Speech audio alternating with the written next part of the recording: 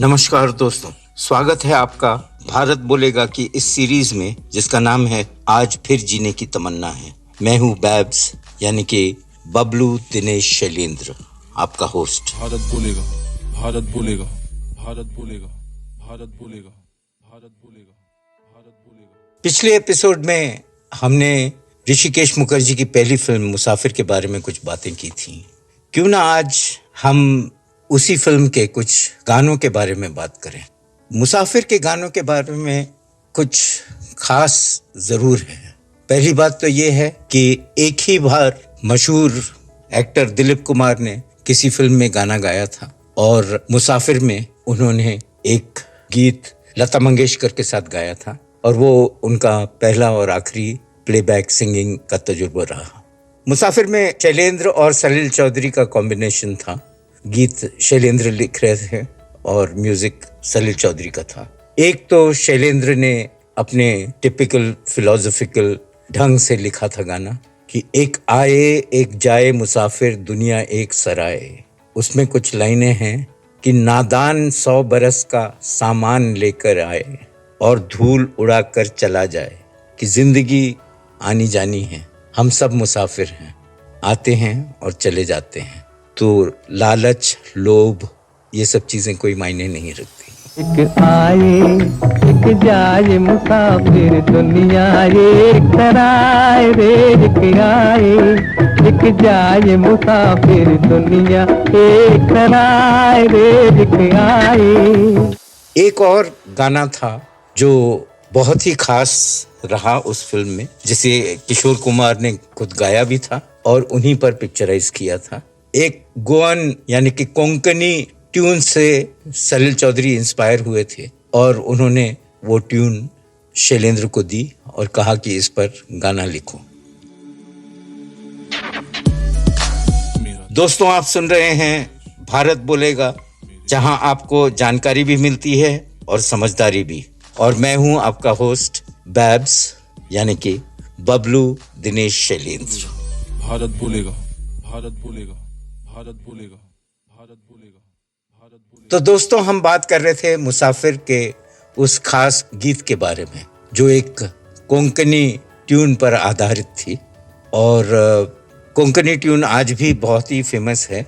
और उस गाने को शैलेंद्र जब लिखने लगे तो एक बात उनके दिमाग में आई जो कुछ अरसा पहले उनके सबसे बड़े बेटे हेमंत, जिन्होंने बाद में अपना नाम शैली कर लिया था, शैली शैलेंद्र के नाम से जानने लगे थे, तो उन्होंने एक दिन ऐसे ही शैलेंद्र से पूछा कि बाबा, हमारे साथ कोई खेलने वाला नहीं है। मम्मी तो दिन भर किचन में ही रहती हैं, रोटियां बनाती रहती हैं और हम अकेले बोर हो जाते हैं। तो क्या ऐसा नहीं हो सकता कि हम एक रोटी का पेड़ लगा लें और मम्मी को इतनी मेहनत नहीं करनी पड़े।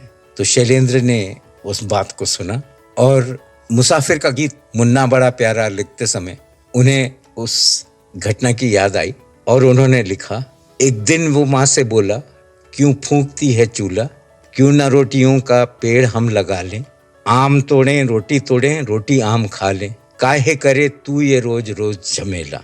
लेकिन शैलेंद्र सिर्फ वहीं नहीं रुके, उन्होंने आगे माँ के तरफ से एक सीख दी। बोलते कि एक दिन वो माँ से बोला, क्यों फूंकती है चूल्हा, क्यों ना रोटियों का पेड़ हम लगा लें, आम तोड़े रोटी आम खा लें, काहे करे तू ये रोज रोज झमेला।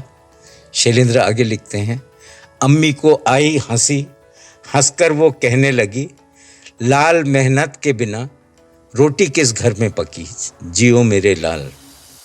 एक दिन वो माँ से बोला, क्यों फूंकती है चूल्हा। एक दिन वो माँ से बोला, क्यों फूंकती है चूल्हा, क्यों न रोटियों का पेड़ हम लगा लें, आम तोड़े रोटी आम खा लें,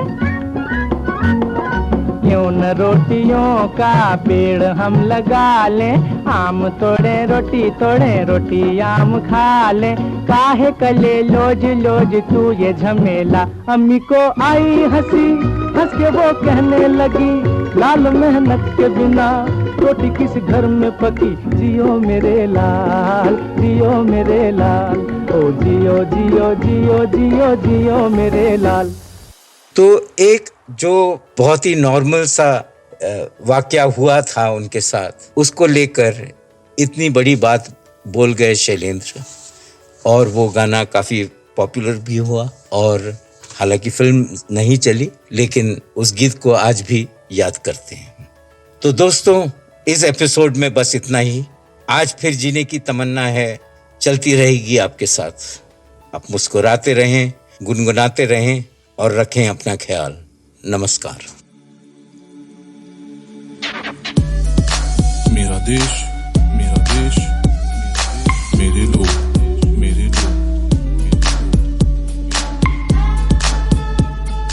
मेरा मेरा भारत बोलेगा, भारत बोलेगा, भारत बोलेगा, भारत बोलेगा।